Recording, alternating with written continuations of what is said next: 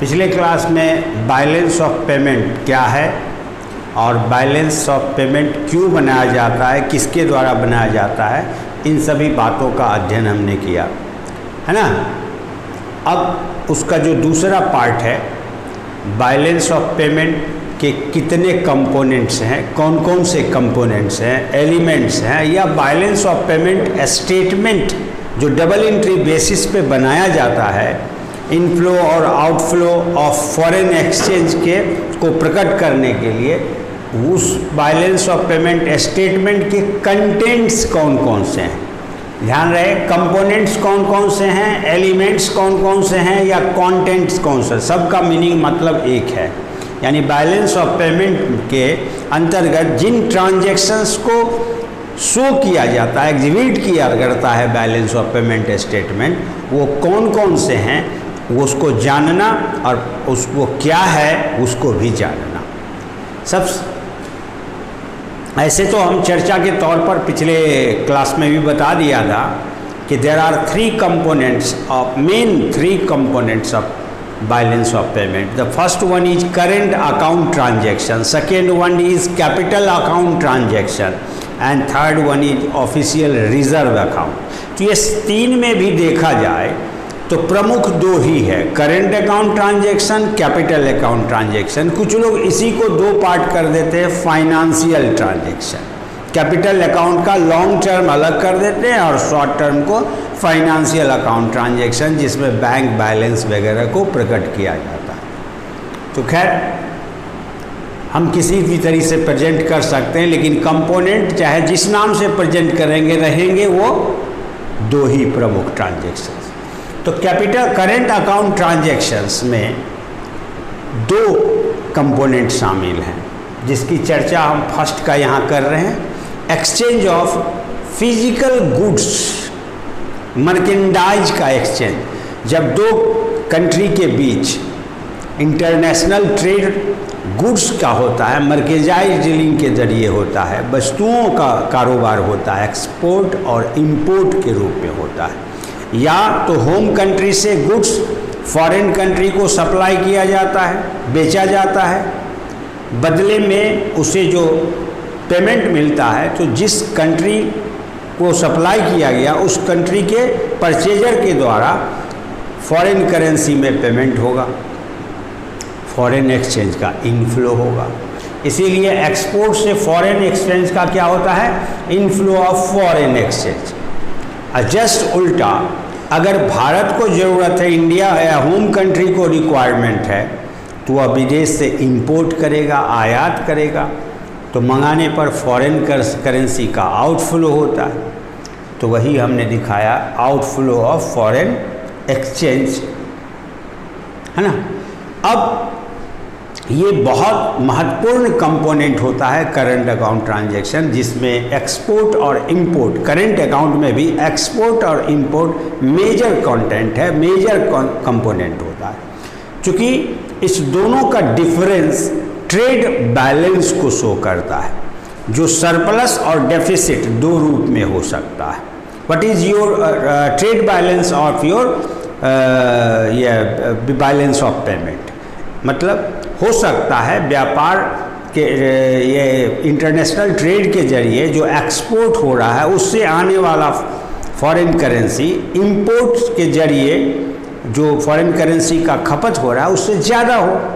If export exceeds the import there will be surplus foreign currency, और trade balance ही positive trade balance कहलाएगा। अगर just विपरीत हो जाए, एक्सपोर्ट से ज़्यादा इंपोर्ट हो जाता, if export is less than import there will be deficit, trade balance in deficit, है ना, तो निगेटिव में हो जाता है। इसकी चर्चा हम एक बार इक्वेशन में कर सकते हैं। दोनों का डिफरेंस क्या है, ट्रेड बैलेंस है। तो ट्रेड बैलेंस को हम अगले पेज में दिखा देते हैं लिख के।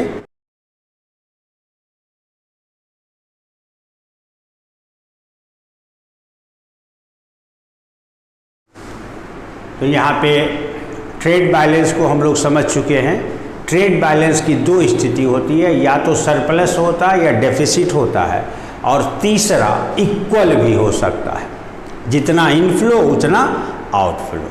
Inflow from export is equal to inflow from outflow from क्या कहते हैं उसको, इनफ्लो यानी export, inflow from export is equal to outflow from export import. यानी तीन सिचुएशन बनेगा, पहला इक्वल, दूसरा सरप्लस, तीसरा डेफिसिट।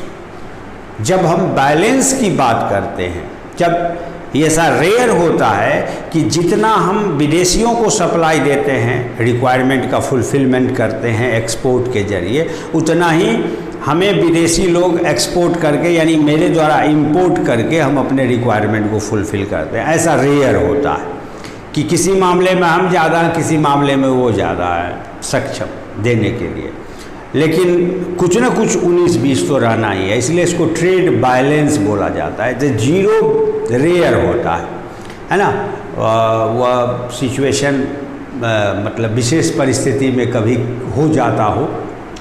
अक्सर दो ही पोजीशन होता है, या तो सरप्लस पोजीशन होता है ट्रेड बैलेंस का, या निगेटिव होता है डेफिसिट पोजीशन। तो if export is greater than the imports there will be surplus trade balance. If exports is less than the import, there will be deficit trade balance. Okay?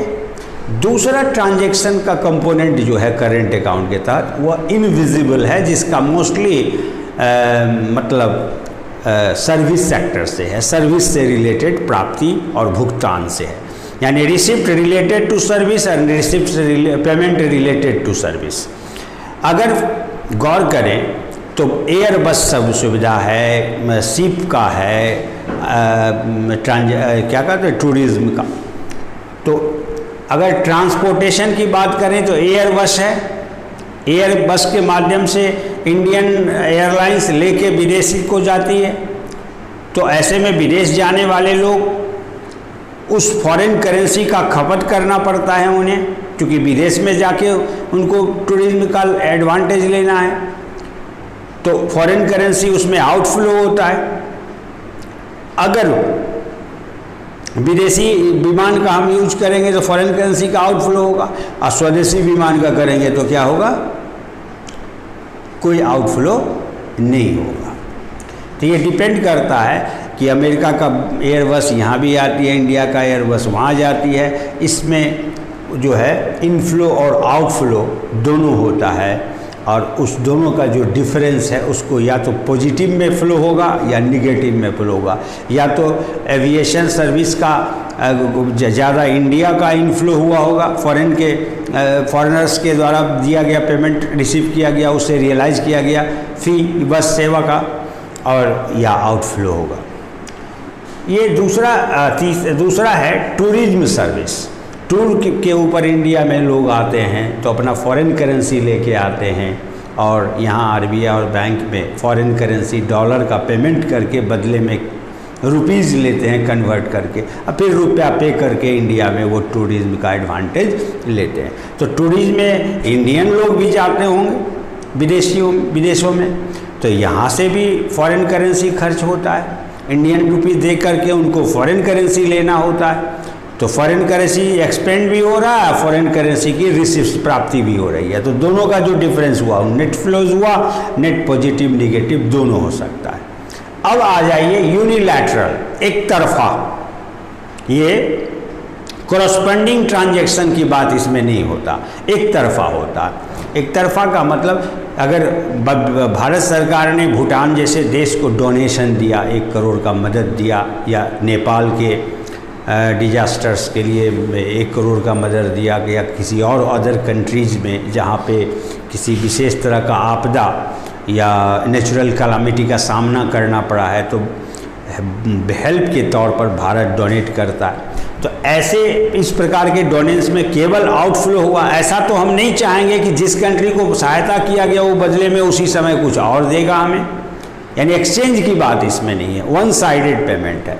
तो donations, gifts, इसके अलावा जो retired person हैं, जो Indian लोग foreign में job करते रहे और रिटायरमेंट के बाद फिर अपना वापस कंट्री में आ गए, तो फॉरेन कंट्री से उनको मिल रहा है क्या, पेंशन मिल रहा है। या फिर किसी परिवार का कोई सदस्य विदेश में कमा रहा है और वहाँ रिटायर होकर पेंशन आ रहा है, तो अपने रिलेटिव्स को इंडिया में जीविकोपार्जन के लिए, लाइवलीहुड के लिए वो भेज रहा है, तो उसको रेमिटेंस कहते हैं। तो इस प्रकार का जो रेमिटेंसेस है वो यूनिलैटरल है, एक तरफा, एक तरफ से। ये सब बायलैटरल है, इन भी होता है और आउट भी होता है। या इसमें तो एक ट्रांजैक्शन में या तो इन होगा, इनफ्लो होगा, या फिर आउटफ्लो होगा, है ना। अगर अमेरिका हमको डोनेट करेगा तो इनफ्लो होगा, हम अगर किसी और कंट्री को डोनेट करेंगे तो आउटफ्लो होगा। तो इन एंड आउट इसमें भी होता है, लेकिन सिमिलर ट्रेड नहीं है, ये ट्रेड के अंतर्गत नहीं आता। और ये सब बिजनेस है, ये बिजनेस से रिलेटेड नहीं है, सर्विस का दूसरा रूप। इसके अलावा सर्विस में देखें तो अगर इंडियन व्यापारी ने, इंडियन बैंक ने, इंडियन फाइनेंशियल इंस्टीट्यूशन ने विदेशियों को लोन दे रखा है, प्रोवाइड का फाइनेंशियल असिस्टेंस प्रोवाइड कर रखा, तो विदेशी से प्राप्त इंटरेस्ट, विदेश से, विदेशी सरकार के गवर्नमेंट सिक्योरिटीज़ में या विदेशी कंपनियों के सिक्योरिटीज़ में इन्वेस्ट कर रखा, तो वहाँ से इंटरेस्ट मिल रहा है, तो वो फॉरेन करेंसी ही आ रहा है, इनफ्लो हो रहा है इंटरेस्ट के रूप में। किसी विदेशी कंपनी के शेयर में पैसा इन्वेस्ट किया हुआ है, तो वहाँ से डिविडेंड के रूप में आ रहा है, इनफ्लो हो रहा है फॉरेन करेंसी का, तो वो dividend received, interest received, these are the components of क्या है, इनविजिबल्स।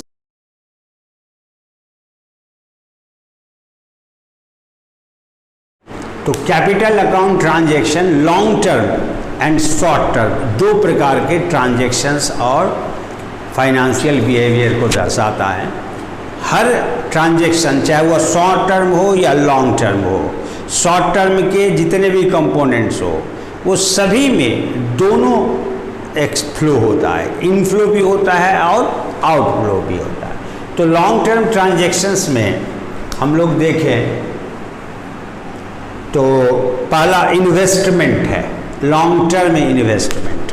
तो लॉन्ग टर्म इन्वेस्टमेंट दो प्रकार से होता है, या तो विदेश का इन्वेस्टमेंट इंडिया में आएगा, investment from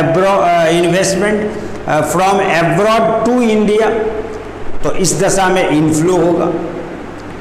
investment to abroad from India, outflow होगा। तो FDI foreign direct investment, FPI foreign portfolio investment. जब विदेशी शेयर्स एंड सिक्योरिटीज़ में इन्वेस्ट किया जाता है, शेयर और सिक्योरिटीज़ का माध्यम इन्वेस्टमेंट का होता है, तो वह फॉरेन पोर्टफोलियो इन्वेस्टमेंट कहलाता है। और जब physical assets like land, building, plant, machine, equipment, यानी in order to establish new branch in different foreign country or abroad, in order to establish new industrial unit in abroad, so there will be heavy investment in outside India, that will be called foreign direct investment, direct investment। सीधा हम अपना unit setup कर दिए, या तो merger के जरिए, acquisition के जरिए किसी अमेरिकन कंपनी को, रनिंग कंपनी को हम परचेज कर सकते हैं। जैसे फेसबुक को अगर आज रिलायंस खरीद लेता तो क्या होगा, वो फॉरेन डायरेक्ट इन्वेस्टमेंट होगा। फेसबुक के सारे प्रॉपर्टी को खरीद लिया उस कंपनी का, उसका नाम, फेसबुक के नाम को भी बदल देगा और अपने नाम से चलाएगा रिलायंस करके, है कि नहीं। तो इस प्रकार से फॉरेन डायरेक्ट इन्वेस्टमेंट का संबंध ध्यान में रहे। अब फॉरेन पोर्टफोलियो इन्वेस्टमेंट का संबंध, फॉरेन डायरेक्ट इन्वेस्टमेंट का संबंध प्रोडक्शन ऑपरेशन से होता है, क्योंकि हमने बिजनेस सेटअप किया वहाँ, तो बिजनेस का ऑपरेशन तो होना है, मैन्युफैक्चरिंग प्रोसेस, अगर इंडस्ट्रियल यूनिट सेटअप किया तो मैन्युफैक्चरिंग होना है, तो इन्वेस्टमेंट के बाद भी ऑपरेशन में इन्वॉल्वमेंट होता है। लेकिन फॉरेन पोर्टफोलियो इन्वेस्टमेंट में हमने फॉरेन कंपनी के स्टॉक एक्सचेंज मार्केट के माध्यम से शेयर में इन्वेस्ट कर दिया, debentures, bond, securities, government securities, foreign government securities में इन्वेस्ट कर दिया। अब वो पैसा इन्वेस्ट कर दिया, कोई ऑपरेशन या प्रोडक्शन से उसका कोई संबंध नहीं है, फॉरेन कंपनी क्या कर रही है उससे हमको कोई मतलब नहीं है। लेकिन जब डायरेक्ट इन्वेस्टमेंट हम करते हैं फॉरेन, तो मेरा मतलब होता है, मेरा ब्रांच होता है, मेरा एसेट होता है वहाँ। तो इसके लिए फॉरेन डायरेक्ट इन्वेस्टमेंट और फॉरेन पोर्टफोलियो इन्वेस्टमेंट। तो in India foreigners, global investors will invest their savings in Indian securities, Indian companies shares and securities and bonds, that there will be inflow of foreign currency through FDI. When Indian investors invest outside the country to abroad, foreign government securities, foreign companies securities, bonds, then there will be outflow of foreign currency through FPI. When Indians decide to invest in business setup in outside India, in abroad, then there will be outflow of foreign currency. When foreign investors come to India and set up a new industry in India, then there will be inflow of foreign currency. That will be through through FDI and through inflow through FPI. A net balance will be known as either positive or negative balance of under capital account transaction. Is it clear or not? Similarly, दूसरा है loans के जरिए भी transaction होता है।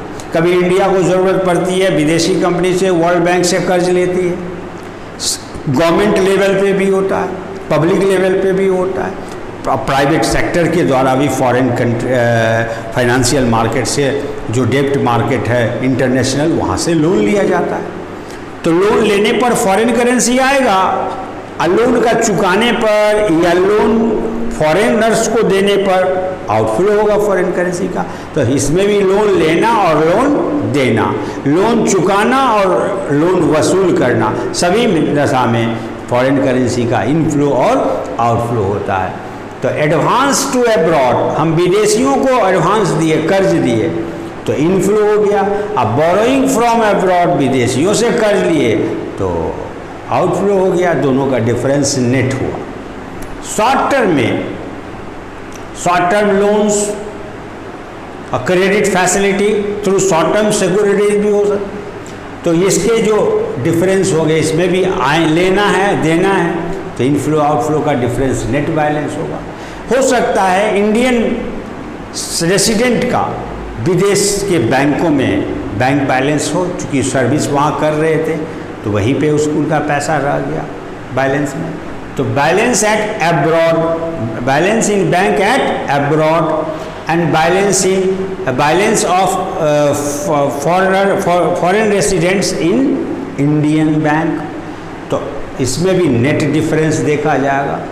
Clear है? चूँकि अगर हमने डिपॉजिट विदेश में किया तो फॉरेन करेंसी का आउटफ्लो हुआ, जैसे स्विस बैंक में लोग जमा करते हैं तो आउटफ्लो ऑफ फॉरेन करेंसी हो जाता। फिर वहाँ के लोग अगर इंडियन बैंक्स में आके जमा करते हैं, इंडिया में जमा करते हैं, तो balance in from abroad in India, तो इनफ्लो होगा, दोनों का डिफरेंस नेट होगा। क्लियर है? ऑफिशियल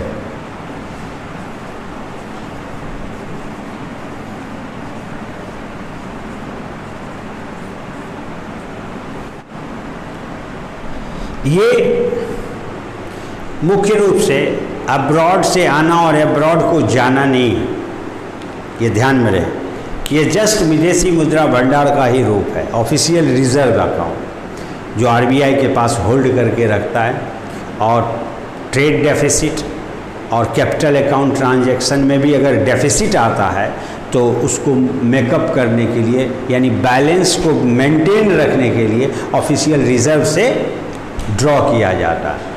तो इसमें वर्ल्ड बैंक में जो इंडिया का मेंबरशिप है, तो वो स्टैट्यूटरी ड्राइंग्स राइट मिलता है जिसके ज़रिए वो इनफ्लो करता है।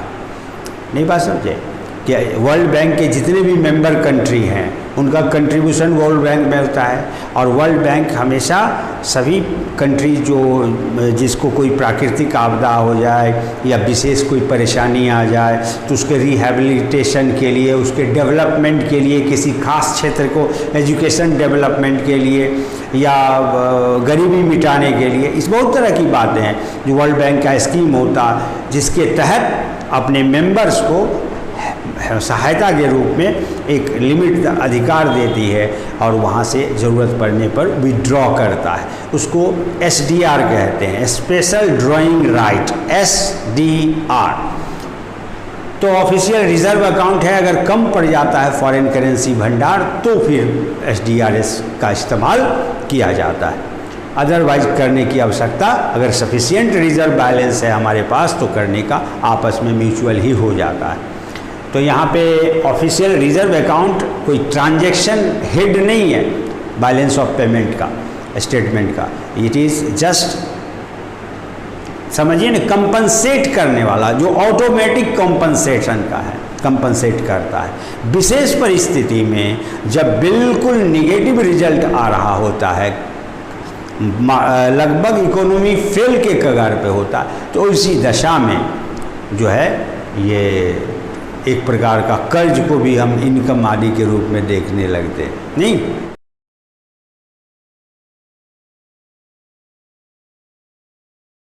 रिजर्व अकाउंट कोई हेड ऑफ ट्रांजैक्शन नहीं है, बल्कि ये क्या है, जो RBI हमारे यहाँ मॉनेटरी अथॉरिटी किसी भी कंट्री का फॉरेन करेंसी मुद्रा भंडार उसी के पास होता है। अगर कैपिटल अकाउंट डेफिसिट आता है, ट्रेड बैलेंस भी डेफिसिट आता है, तो उस डेफिसिट को पूरा कर ऑफिशियल रिजर्व अकाउंट से किया जाता है। यानी परफॉर्मेंस में कमी आई तो रिजर्व का इस्तेमाल किया गया, जो ऑटोमेटिक बैलेंसिंग सिस्टम है ना। यानी इसको इक्वेशन में दिखाया जाए तो trade balance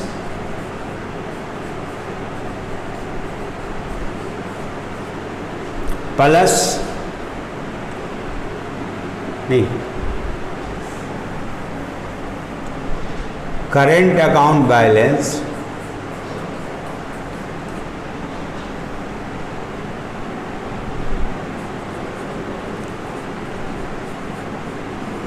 plus minus capital account balance